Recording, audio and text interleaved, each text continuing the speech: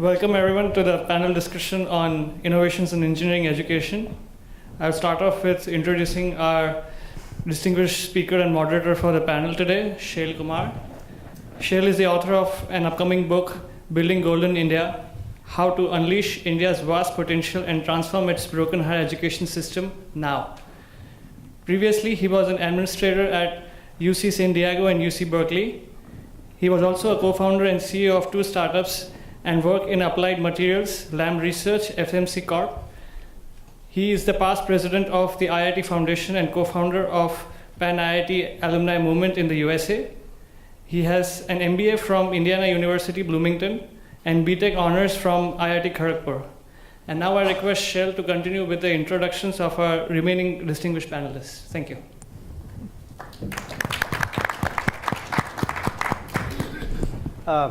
It's a pretty cozy crowd, so let me start by asking how many of you are working in a startup?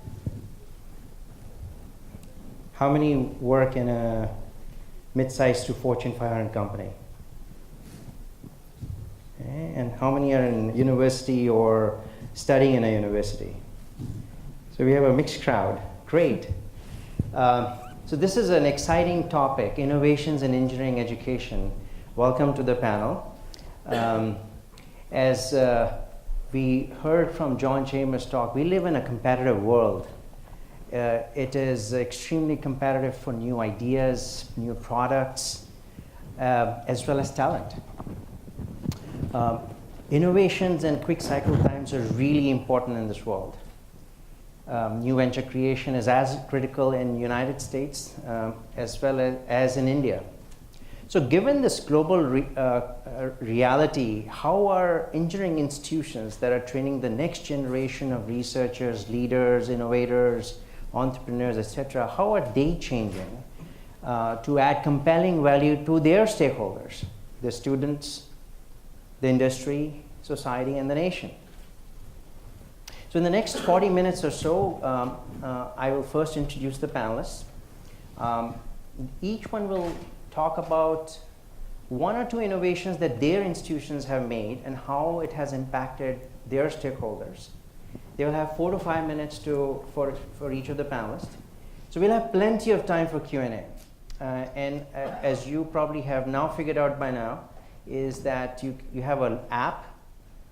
It's called IIT GLC 2015. You can type in your questions, and I'll have access to that.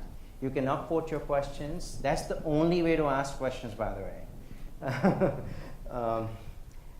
And then I will moderate the panel and sum up at the end. So with that, I'd like to introduce the panelists. I'll go in the reverse alpha sort. This is a very engineering problem, so I had to apply some engineering skills to that. So to my sitting on the third is Elizabeth Orwin. She's a professor of engineering and department chair at the Harvey Mudd College. Those who do not know, Harvey Mudd College was ranked the #1 best engineering program in a non-doctoral category. Prior to that, she worked in industry. She's an expert in tissue engineering. She received her PhD and master's degrees from the University of Minnesota and bachelor's from the Harvey Mudd College. Sitting to my immediate right is Rick Miller. He's the president of Olin College. Those who don't know about Olin College, it was founded in 1997 and the first class was held in 2002. And in a very short period of time, it's now ranked #3 best engineering undergraduate program in the non-doctoral category. Prior to that, he spent several years as the dean of University of Iowa and several years at the USC and UC Santa Barbara. One of his interests is innovations in higher education. He received his PhD from Caltech and MS from MIT and bachelor's from UC Davis. In the middle is Sudhir Jain. He's the founding director of IIT Gandhinagar, which, if you don't know, was founded in 2008. Prior to that, he was professor at IIT Kanpur He's an expert in earthquake engineering. He received his master's and doctoral degrees from Caltech, bachelor's from University of Roorkee, now IIT Roorkee. To the extreme right is Anand Agarwal. He's a professor of electrical engineering and computer science at MIT. And in this panel, he comes from an institution that's the oldest, having been founded in 1861. And the youngest. edX is 3 years old. Good point. He's also the CEO of edX, one of the leading MOOCs companies. edX was jointly founded by Harvard and MIT. He's also a successful serial entrepreneur. He's completed his PhD from Stanford and BTech from IIT Madras. Please join me in giving a big round of applause to the panel.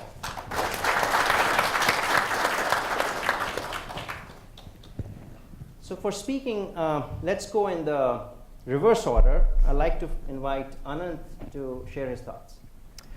Thank you, Shail, for having me on the panel. It's great to be among such a young crowd. So Rick, you must feel really old, having started in 1997. So I think education could really use a lot of innovation.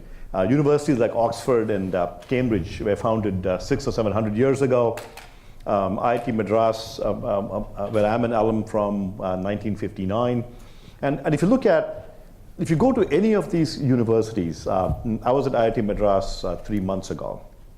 And I remember sitting in class in 1977, 78, and so on. And so you go to any university anywhere in the world, you can pick anybody, and you go sit in a classroom from 50 years ago, 100 years ago, 200 years ago, and you go to the same classroom today, nothing will have changed. It'll just be more scratching on the desks. So I think broad education itself can use innovation, and certainly engineering education can use a lot of innovation. So one of our goals at edX is an online learning venture. It's a nonprofit startup company, if there is such a thing, where we are bringing technology to bear on education, and in both liberal arts education and also engineering education, and see how we can transform education certainly in scale, in quality, both. Can you do both scale and quality? And so today on edX, we have 5 million students from every country in the world. We have 500,000 students from India alone. Many of our courses in engineering involve a lot of technologies that can bring a variety of innovations. So I'll give you one example. At lunch today, I was asked a question. Online education is great. You watch some videos and you feel good, but can you really do labs? And I said, you really haven't taken my course on edX, have you? And he hadn't. So I encourage you to go so I teach a circuits course on edX. So go to edX, look for courses, look for my circuits course, 6002X. I used to teach it at MIT for many years. And online, you won't believe this is not your grandfather's online course. So you take an online course, and I'll be giving a talk at 3:20 today, and I'll show you videos where we use virtual simulation techniques and computer science and technology and electrical engineering to really create a whole new virtualized experience for learning. So imagine doing a circuits lab where we have a virtual breadboard, you can move components around. We have virtual oscilloscopes and AC analyzers and DC analyzers. Everything is virtual.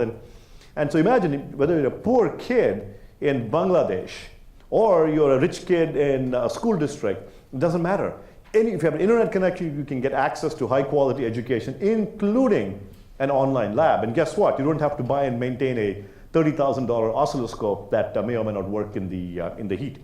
At the same time, the same kinds of labs and other kinds of assessments, we can provide instant feedback. You go to a classroom and you submit a homework, you get the homeworks back 2 weeks later. Some of my IIT homeworks from 77, I still haven't gotten back. But here what we can do online is just imagine. I can go in and answer a question involving equations, simulations, I can do drag and drop, all kinds of rich interactives. And the beauty is, when I answer the question, I get instant feedback. I get a green check mark. And I can try and try again. So we turn homeworks into gaming exercises. And it really, really engages the student by bringing gamification and technology into learning. And so much so, this is shocking. Students send us emails saying that I go to bed at night dreaming of this green check mark. So when's the last time you had a positive dream about homework? So the green check mark has become a cult symbol. And we bring all these technologies in our partner campuses. So we are partnered with some of the best universities in the world, Harvey Mudd has some fantastic courses on edX, including my favorite course, Introduction to Scratch Programming, for kids, particularly girls, to get them into coding at an age of 5 to 10 years old. Fantastic course. So really try to be innovative in all sets of areas. IIT Bombay, BITS Pilani, and IIM Bangalore from India. And most of these campuses are using a platform on the campus to create a blended model of learning where you can go and, for example, do something in person, maybe get help from the professor in person, but maybe you do your homeworks and assessments online so that you get instant feedback. And so variety of blended forms are being developed, and really the future of education on campuses is going to be blended. You blend the best of online and in person through gamification techniques, instant feedback, and so on, and multimedia. And I really believe that bringing technology into learning can completely help us reimagine education. Thanks, Anand. I'd like to invite Sudhir to share his thoughts. Yeah, so I see the age profile in this room. Many of you have perhaps gone through the IIT type of education or some education many, many years back. The society has changed and the students have changed. And for us, that was a very important thing at IIT Gandhinagar. How do you cater for this changed society, which is expecting engineering solutions to solve societal issues on the one side. On the other side, the student body is changed. The students are coming after 3 years of preparation in India's context. We are having a very inclusive system where there are students who are coming from underprivileged sections who cannot speak English, and you are teaching them in English and so on and so forth. So we started with this new curriculum about 4 years back, where we said first 5 weeks we will teach no classes, but we'll run a foundation program where the students will go through a sort of a boot camp from 6:30 in the morning to 9:30 in the evening. And we identified 5 areas of weakness or 5 areas that we wanted interventions on. And we said these 5 weeks are dedicated to addressing those 5 needs for the students before we start to talk to them about engineering education. And those 5 areas were, for example, the physical activity and sports, which means once in the morning, once in the afternoon, they have to be on the playgrounds. Creativity, music, dance, painting, sketching, finer things of life which sometimes get shortchanged because of pressures of physics and chemistry. The third thing was leadership, communication, teamwork. You got to work as teams. You got to work together with people, and you ought to learn how to communicate. And the fourth, which is becoming more and more critical in our societal context, is the values and ethics, because lots of toxicity of compromising on values is being imbibed by the youngsters from the society. And the final thing, which was, I think, the most important thing, was the societal concerns. The academia can no longer live in the ivory tower and say that this is not my problem. Everything is part of the problem, and the student must take ownership of that program. Now, what this does for us is that the 5 weeks defreeze the students. They enable the students to think about bigger things of life, helps them break mental barriers, improves their communication. There are students who can hardly speak English. There are students who can hardly speak English or Hindi. They all start to talk to each other. They start to work with each other. There is a barrier of girls versus boys, for example. We get about 12 to 15% girl students who feel somewhat isolated. So this 5 weeks of program where the students are doing projects, they're doing field work, they're traveling around, things like that, they just become much more cohesive and much more receptive audience. And we found that that has been bringing us a very rich dividend in terms of how the students treat 4 years of education. We might be one of the few institutions in India where professors don't complain that students don't come to the classes. Our students actually come to the classes. And that to us is something, very strong endorsement of what we do. The second thing that we thought we ought to address is the question of breadth and the depth. There's always a challenge. How much do you want to teach? Do you want to go very broad, or do you want to go very deep? The slogan, you must know everything about something and something about everything. How do you match that? We decided that we must have a very broad curriculum when it comes to coursework, which means lots of humanities courses, lots of liberal arts courses, compulsory course on design, compulsory course on biology, things like that. And then very strong component of self-learning by the students during vacations, during summer internships. More than 1/3 of our students graduate with a one or more international experience of going outside India, working in universities, working with professors, doing some research projects, publishing papers sometimes. We have had undergraduates write, being part of the patents, US patents that have been filed, things like that. So we thought that that gives us a very good combination of the depth and the breadth. The classroom teaching is more breadth oriented, and the depth is given by letting students be doing things on their own. We believe that the students are so smart these days, and the technology is available, like Anand said just a few minutes back. You really don't need much of teaching in the class, but you need to make the students passionate about something that they want to learn about, want to do about. And we believe that right in the first year, the freshman students should be able to do an engineering project on their own without having to be taught thermodynamics or mechanics of solids in the classroom. And our students show that that indeed is the case. We have had 4 batches of undergraduates graduate, and we have found extremely good results in terms of how they have performed in entrepreneurship, how they have performed in higher education, going to good universities, top universities on scholarships to do PhDs and things like that. How they have done well in terms of diverse careers. Somebody doing a Master of Fine Arts at Texas Austin. I mean, we celebrate such a kind of a adventure that our students sometimes undertake. Thank you. Thanks, Sudhir. Back to Mike. Rick to share his thoughts. Okay, it's really a pleasure to be on this panel. Some old friends like Anand. We seem to see each other a lot around the country.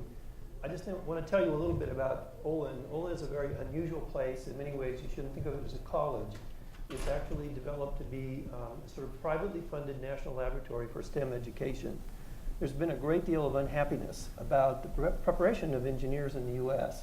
For example, in this year, less than 5% of the bachelor's degrees awarded in the U.S. went to students who studied any kind of engineering in any university in America. That compares with about 12% in Europe and about 30% in Asia. And about half of the kids who will begin studying engineering in the fall will not graduate in engineering. And many of those who leave will have higher grades than the ones who stayed. So it's not that they're all flunking out. They are just not engaged. So Olin was created to sort of rethink this whole process. And along the way, one of the things that we've discovered is that education broadly is changing.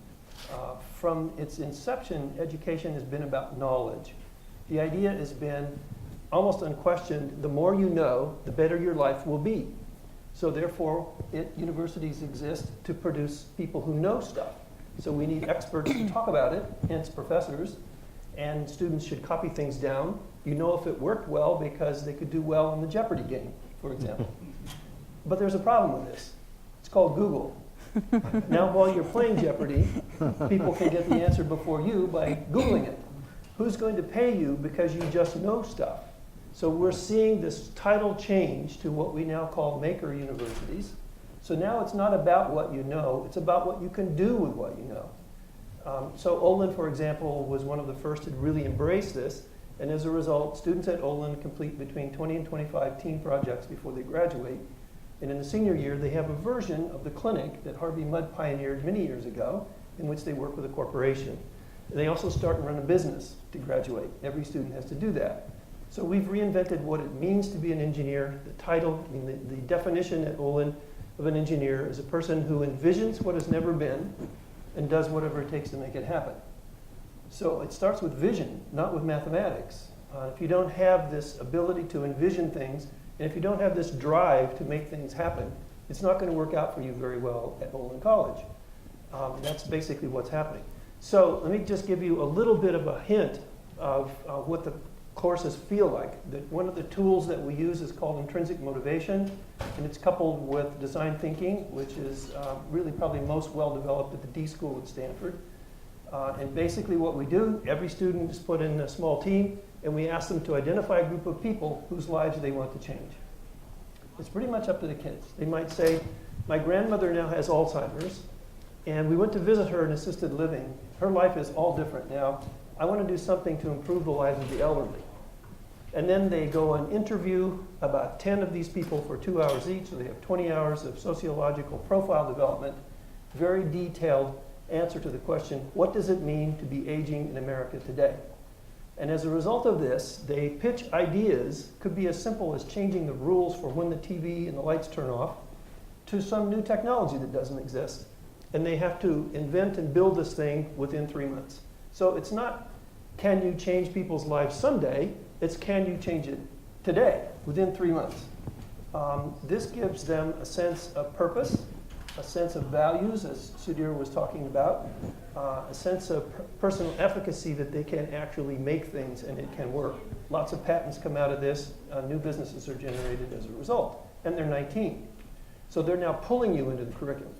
We also have discovered, very simply, that people are hardwired by nature to learn from stories, particularly stories about people. How many of you are engineers in here? Trivial question. Do you remember any stories in your textbooks, or even people's names?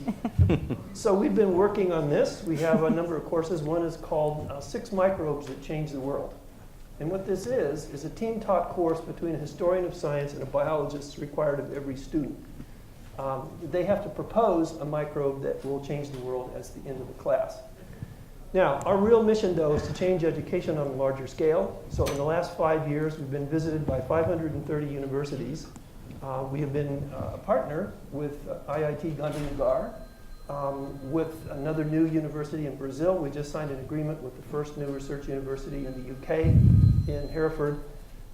We think that education needs to transform so that kids don't just graduate with knowledge, they don't just graduate with skills, they graduate with a purpose. Thank you, Rick. Liz? Great. Thank you for inviting me. It's a real honor to be on this panel with this group of people.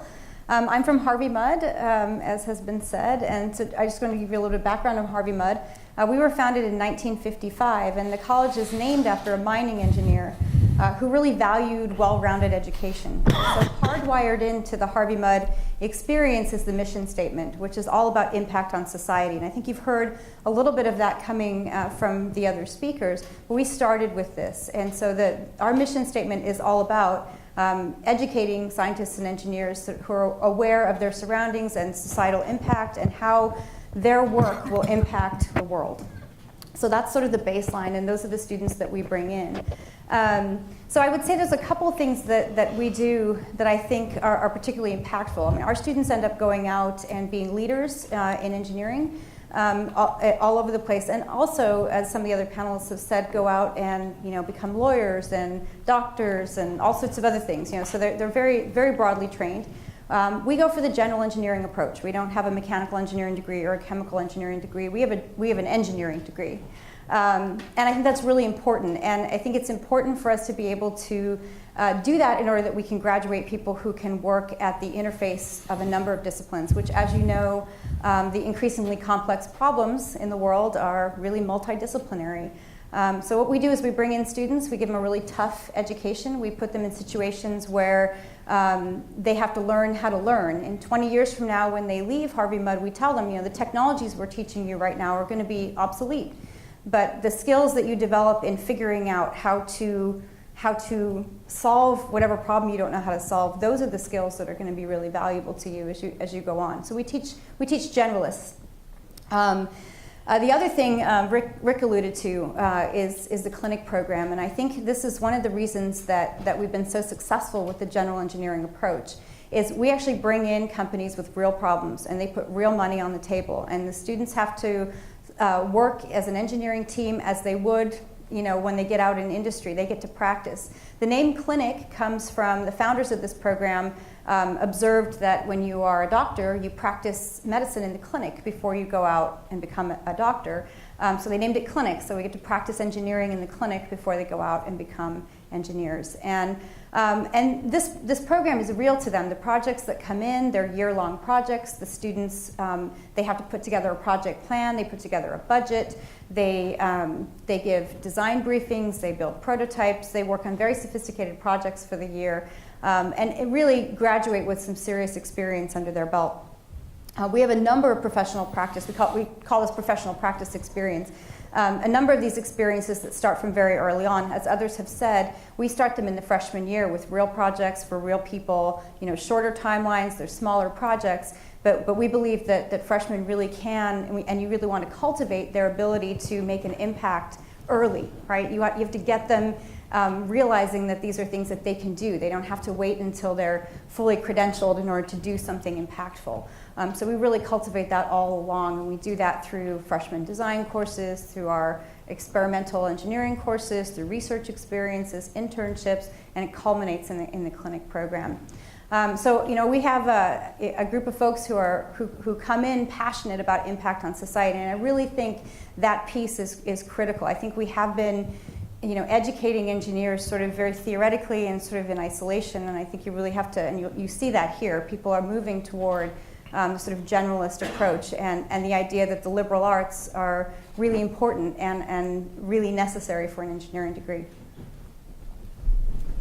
Thanks, Liz. Thank you for to each of the panelists. It's actually an exciting time to be in college right now. Yeah. Wish I could enroll. It's never too late. I hope you're sending in your questions through the IIT GLC 2015 app. While everybody gets a chance to vote and upvote and send their questions, I had a few questions myself. And I think maybe, Sudhir, you alluded to it in your discussion, to just providing a context for the audience and to the speakers. Most programs in India are single field focused institutions like IITs, NITs, ISC, etc. All in and Harvey Mudd are similarly single field focused institution, at least the perception. On the other hand, MIT, institutions like MIT or Stanford and UC Berkeley, a little bit more comprehensive in design structure. What are the pros and cons of a broader based education for engineering students, especially at the undergraduate level? And how are your institutions providing the necessary soft skills in breadth and depth?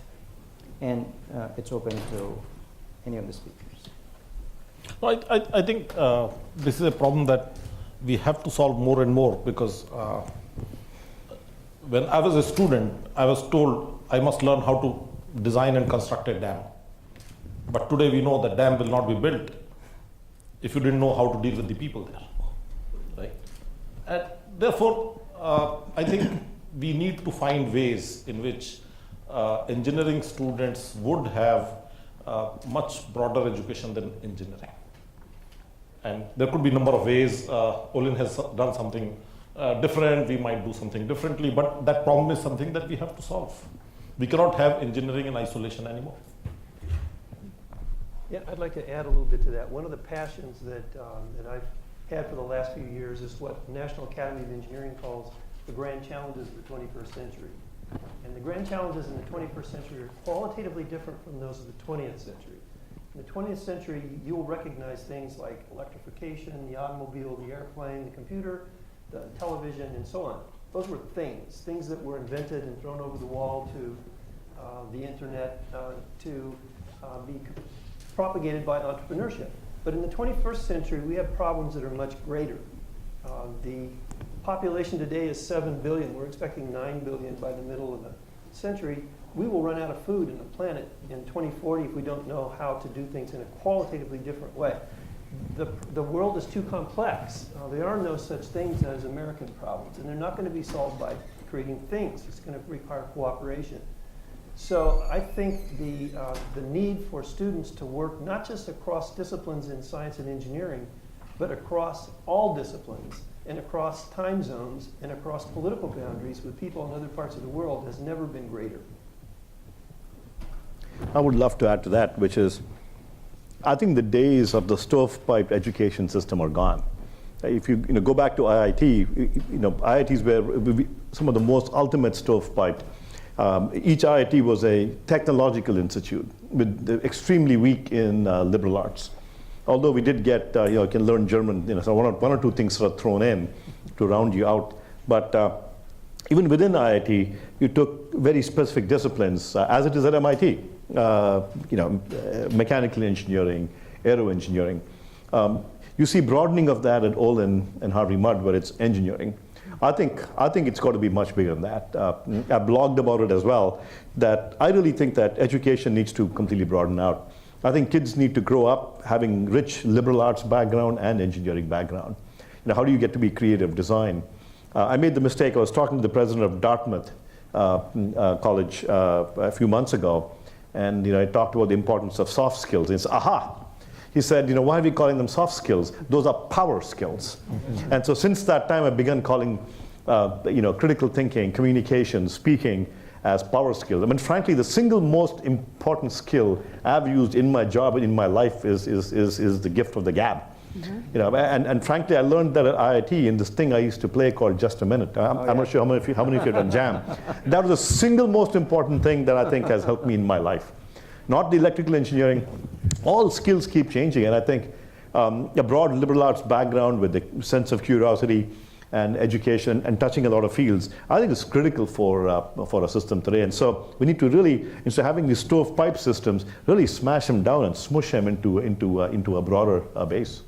And I would just add, I think we need to do that from the very beginning and give them practice rubbing shoulders with people that are, engineers and non-engineers and all different kinds of people to learn these communication skills. And I spend a lot of time at the freshman level talking about, they come into design and they say, well, there's not very much technical content. And it's like, exactly.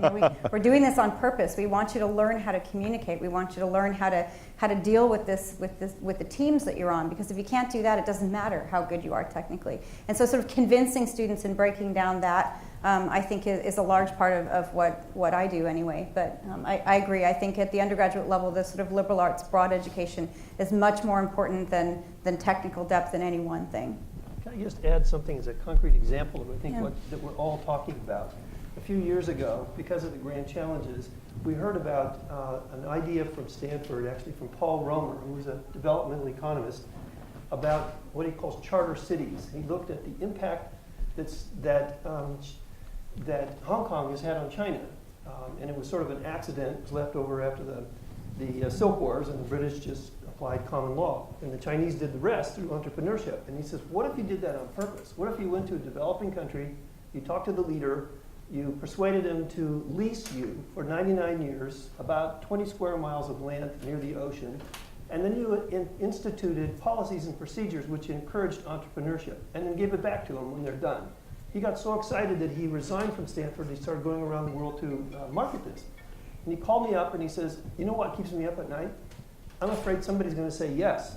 And if they do, we're going to have to design this entire city. Do you think your kids would be interested in this? So we went to the students at Wellesley College and the students at Babson College, which is a business school, and we put a group of students from Olin. So there are now 30 of these kids who spent the entire month of January inventing a blueprint for a city that doesn't exist. They came to the presidents of those institutions after that, were passionate that you have to find an example, something like this for us to do every year, because we learned so much from the other students. The way they look at the same problem is very different from us. It's that kind of experience of seeing the world through the eyes of somebody with a completely different lens that we're talking about. Great. Sudeep, this is a question specifically for you. For my upcoming book, I interviewed a number of engineering students, especially those who did their engineering programs in India, including IITians. One of the single biggest complaint that I heard about inadequate opportunities was lack of or inadequate opportunities for research and hands-on projects. And a lot of you talked about that.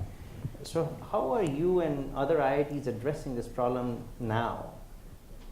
See, the traditional education of undergraduate engineering in India was that you teach them for 4 years and towards the end ask them to design an engineering project. So you give them a multi-story building to design, for example. Now that is what is engineering education is all about, right? It wasn't thought that undergraduates could do some serious research, they could do something early, and I think that is tending to change now. Now, many of the IITs, many of the good engineering institutions would actually let students do projects very early in their curriculum. Second, I think more and more recognition is developing that undergraduates are capable of solving problems independently, not just as acting as assistants to the PhD students in the laboratory, but they could be fellow scholars who are pursuing scholarship, who are pursuing an independent research problem. And I think that is something that more and more academics are starting to appreciate it. It's taking time, but I think that is where we are going. There's a question that's extremely popular on the app, and this is a question for Rick and Liz. How do you resolve the high cost of education in the US? Why is this just for the two of us? Why leave Anand out? Great. Anand gets a free pass for being from IIT, I guess. Well, do you want to take a stab at that? Well, actually, I wrote a paper about this recently. It turns out that I think, number one, we should develop the perspective, the long-term perspective, and look at the data. And most of us in this room, I think, are data-driven people. One of the things that you'll find out is the average family in America today who funds an education for their kid, not necessarily in engineering at any university, has a debt load for the student who graduates of about $27,000, which, by the way, is about the price of an average family sedan. If you rewind the clock to about the 1970s, you'll find out that the average debt load for a family then was about $4,000, which then was about the price of an average family sedan. In terms of the average cost relative to everything else in your life, it hasn't risen what people actually pay as much as you think. The other thing that I'd like to point out is there's an enormous amount of confusion around this, which I fault the higher education industry for. And there are three numbers I want you to think about, because they're all different. Number one is the sticker price, what you read in the newspaper as Harvard's tuition today.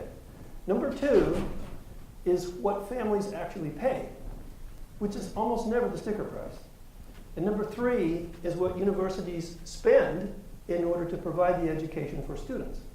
Now, there's a really wonderful article on this by, I think it's the president of Dartmouth from a couple of years ago, which he calls the 30-60-90 rule. Do you know what you find out if you look at this across a broad number of institutions? Families actually pay about $30K per year for students. The sticker price is about $60K per year, and what the institutions actually invest is about $90K a year. And this is what we've been doing across the country for a long time. The main thing that keeps me up at night is what's happening in state institutions. Public institutions have been devastated because of what's happened with the recent financial crisis. And basically, what's happened is that federal mandates for spending, entitlement programs that are really well-intended, have been pushed onto states which have to balance their budget. They have no mandate to provide state subsidies for higher education. And so in almost every state, the state subsidy for higher education has been declined by 20 to 30%. The regents of those institutions have the responsibility of keeping the institution going. The only thing they can do is to increase tuition. So what we've had is a shift of the burden from the state as a whole, subsidizing it, to the families who have those kids in state institutions. And it's really what happens in state institutions that provides access to education in America. I think, Rick, I think you summed that up really well. I agree. I think that what we see in California going on in the state system is really bad right now. It's tough. And fewer and fewer kids are getting in, and the tuition's going higher and higher, and I worry about that as well. I have one thing I'd like to add, just as a suggestion. I think we could create a metric which would put a lot of pressure on institutions to do the right thing. And this metric is very simple. It's a ratio of a couple of numbers. And the first number is the average debt that students from your institution graduate with over the last 3 years by major, because it's different in the different majors. And in the denominators, the product of two numbers. Number one is the average starting salary that students who graduated with that major in the last 3 years had, multiplied times percentage of students who had a job at the end of 6 months. And if you looked at that, what you're basically doing is you're computing how long it takes, on average, for a graduate of this institution to recover the financial investment that they made in their education. And then you get whoever is in charge of the rankings to include that in their assessment, and then you've got it. If I could add to that, so I've written about it in a blog. If you Google Unbundled and Huffington Post, you'll find it. So I wrote about how universities offer a completely bundled program. So when I first came to the US in 1982, you got this pink boxy phone from AT&T. Calling India was $3 a minute. And the long distance calling was 25 cents a minute. The whole thing was a disaster. Everything was bundled by AT&T. But through unbundling, today everything is cheaper, better. So I propose that the same thing happen to the higher education system, where I'll give you one idea. We bundle time into 4 years. Why 4 years? Why age 18? And so we've launched a program with Arizona State University called Global Freshman Academy. As part of that, any kid anywhere in the world can take a first year of education entirely for free on edX through Arizona State University. And for a small fee, $45, you can take a proctored exam. And then at the end of it, if you pass, then you can pay half in-state tuition at Arizona State and get complete first year credit from on the Arizona State University transcript. So for half freshman year credit, you could then transfer that into any university in the country. So the idea there is unbundling. You unbundle time. Why should you spend 4 years at university when you're 18? Maybe you spend 3 years and do 1 year online. Why should you get all the content from Harvey Mudd, for example, or MIT? Why not get some content? I would love to take the design course from Harvey Mudd. I'd love to take some of the incredible courses on ethics and so on from Gandhinagar. And then take some courses from a university for the campus experience, whatever that is. And I hear it's very good. Certainly it's very good in IIT. But I think something like that might help. We had a 5-year program at IIT, and I remember when there was talk in the 80s about changing it to a 4-year program, everybody was up in arms. Disaster. No way can you go from a 5-year to a 4-year program. Guess what? IITs did that in 1983, and it wasn't a disaster. So why can't we go to 3-year programs, 2-year programs, and unbundle the rest? I think that's one concrete idea through unbundling for getting a grip on the cost of education. Great. Well, we are out of time, unfortunately. I would love to go on. Instead of summing up, I think the best way to say it is the 4 institutions the panelists represent are doing some incredible amount of innovation in their respective institutions. And I think they are role models for the rest of the institutions around the world. So let's join me in giving them a round of applause.